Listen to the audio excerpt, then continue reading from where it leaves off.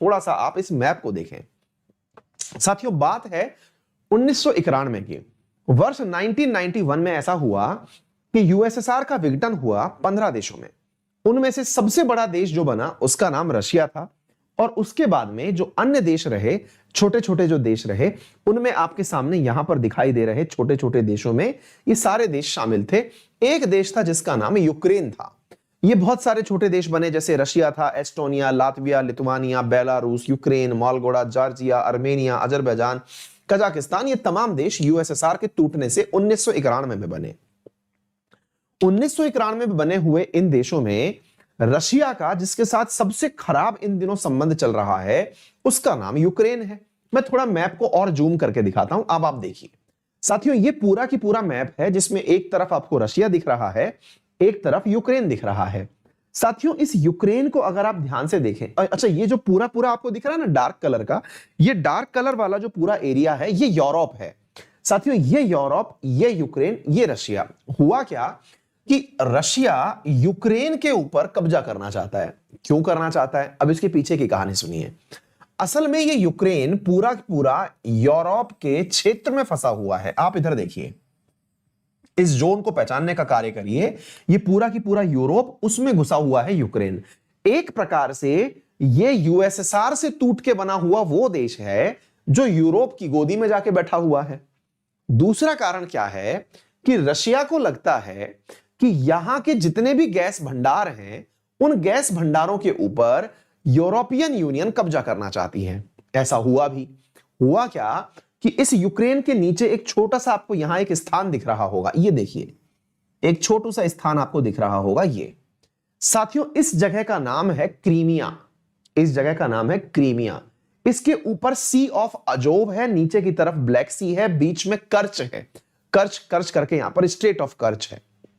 हुआ क्या, 2014 के अंदर रशिया ने इस वाले हिस्से पर, जो किसका है, ये वाला जो हिस्सा है, जो है तो यूक्रेन का, लेकिन इस हिस्से पर रशिया ने कब्जा कर लिया, और 2014 में ये हो गया कब्जा। बोले सर ये तो बहुत पुरानी बात है, वर्ष 2014 की बात है। अब 2014 की बात आज क्यों बता रहे हो? क्यों? क्योंकि 2014 की बात के ऊपर तो G8 से G7 बन गया था। रशिया को बाहर निकाल तो दिया था G8 से। ये तो बात बहुत पुरानी है। बहुत सही। आप लोग अगर अपडेटेड हैं इस न्यूज से कि रशिया ने यूक्रेन के एक हिस्से पर कब्जा कर लिया था, जो कि ये वाला आपको दिखाई दे रहा है, ये वाला हिस्सा तो दिख गया, लेकिन अभी रिसेंट डेज में कुछ और दिखा। और वो क्या दिखा? रशिया ने यूक्रेन के इस हिस्से पर भी दावा कर दिया है। कौन सा हिस्सा? ये वाला हिस्सा। अब आपको समझ में आ रहा है? कहने का अर्थ यह हुआ, पहले यूक्रेन का क्रीमिया वाला हिस्सा कब्जे में लिया, अब इसके बाद में इस वाले हिस्से की घटना क्या हुई कि यहां पर 4 यूक्रेन के सैनिकों को मार डाला। किसने मार दिया? रशिया की सेना ने। और चारों तरफ रशिया की सेना यहां आ चुकी है। आप पूछेंगे इस क्षेत्र का नाम क्या है? जैसे ये तो क्रीमिया था, समझ में आ गया। इसका नाम क्या है? आइए मैं आपको यहां ले चलता हूं।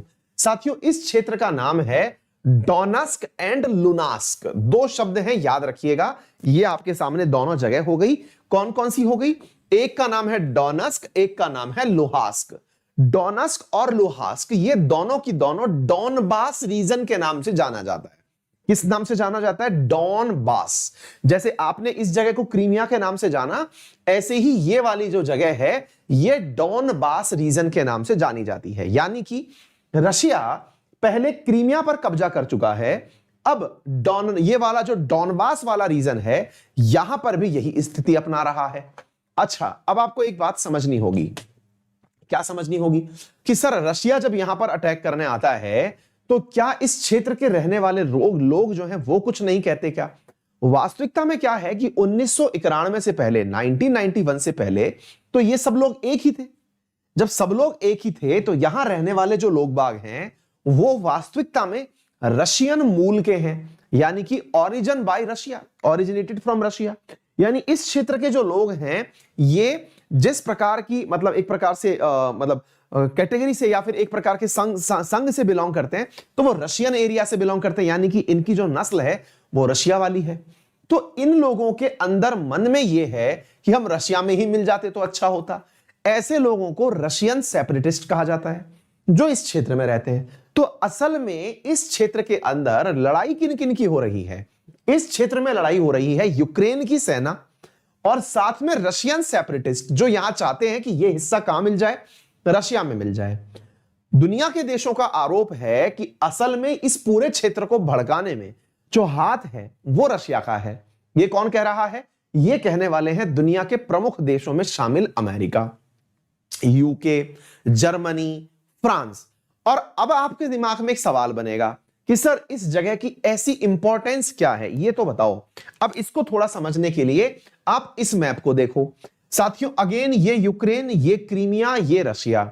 असल में इंपॉर्टेंस क्या है इस जगह की कि इस क्षेत्र में जो ये यूक्रेन वाला हिस्सा है ना, यहां पर बहुत बड़ी मात्रा में नेचुरल गैस के वो हैं क्षेत्र हैं, नेचुरल गैस पाए जाने के बहुत सारे संसाधन हैं, कुएं हैं, बहुत सारे गैस फील्ड हैं।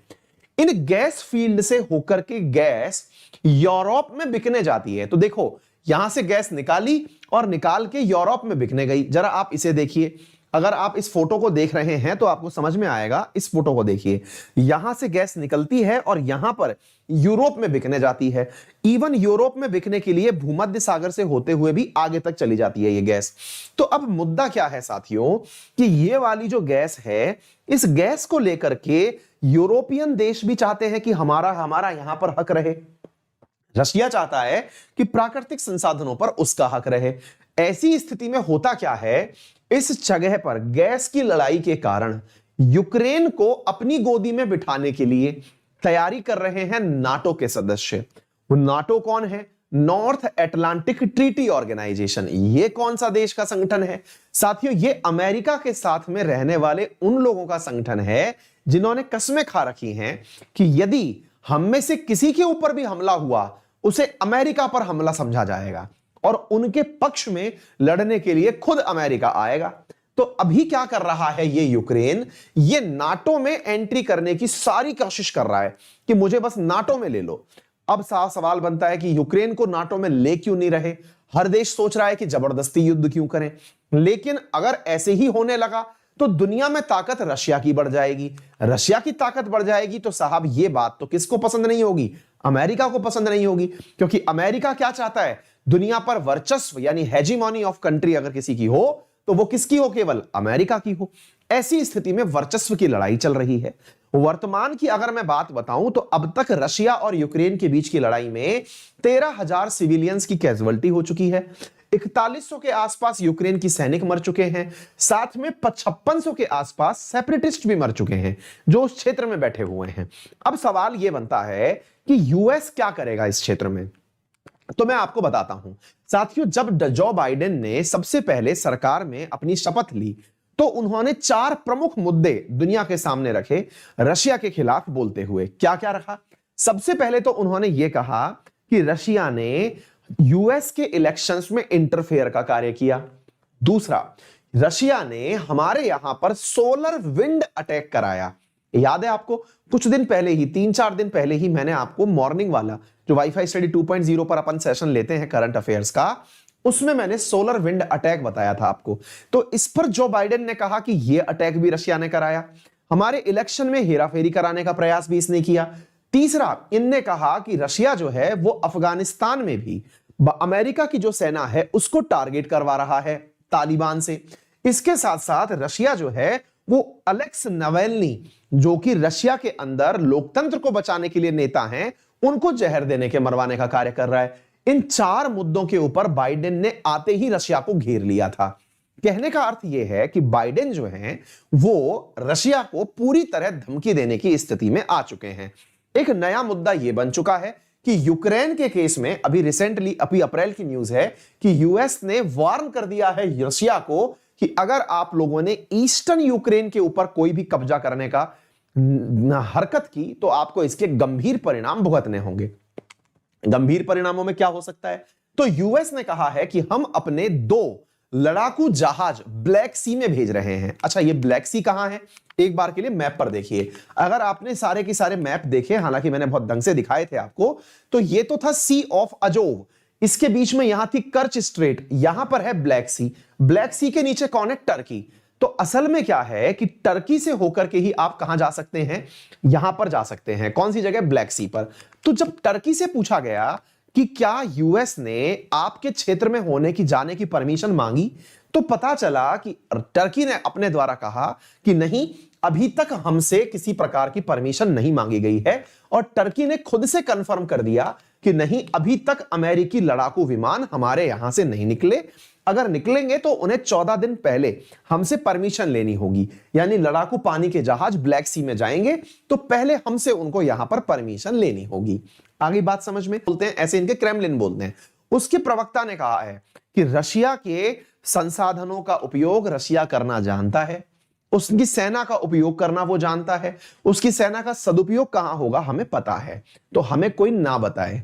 अर्थात मुद्दा सिंपल है कि यहां पर रशिया भी फ्रंट फुट पर खेलने को तैयार है। अगर ऐसा होता है तो नाटो देश, साथ में यूके यूएस तो पता है ही, नाटो के सदस्य ही हैं, और रशिया, यदि ये यूक्रेन के मसले पर आमने सामने आ गए तो दुनिया को गंभीर संकट देखने पड़ सकते हैं। उम्मीद है आप सभी साथियों को पूरा मुद्दा बहुत सरल रूप में बहुत कम समय में समझ में आ गया होगा। क्लियर? तो उम्मीद है फिलहाल के लिए इतना ही सेशन आपके लिए पर्याप्त होगा। इसी प्रकार के सेशन और कंटेंट के लिंक प्राप्त करने के लिए आप मेरे साथ मेरे टेलीग्राम चैनल अंकित अवस्थी सर पर ज्वाइन कर सकते हैं। आप यूपीएससी में मेरे साथ paid courses plus special classes भी पढ़। हर दिन आपको मालूम होना चाहिए, हर रविवार को यहां पर एक कॉम्बैट आयोजित किया जाता है। अनअकैडमी पर तमाम प्रकार के कोर्सेज हैं, प्लस आइकॉनिक। हर जगह आप 10% का डिफरेंस प्राप्त कर सकते हैं अमाउंट में, अंकित 10 यूज करके। ठीक है बेटा, तो फिलहाल के लिए इतना ही। आपका दिन मंगलमय हो। धन्यवाद।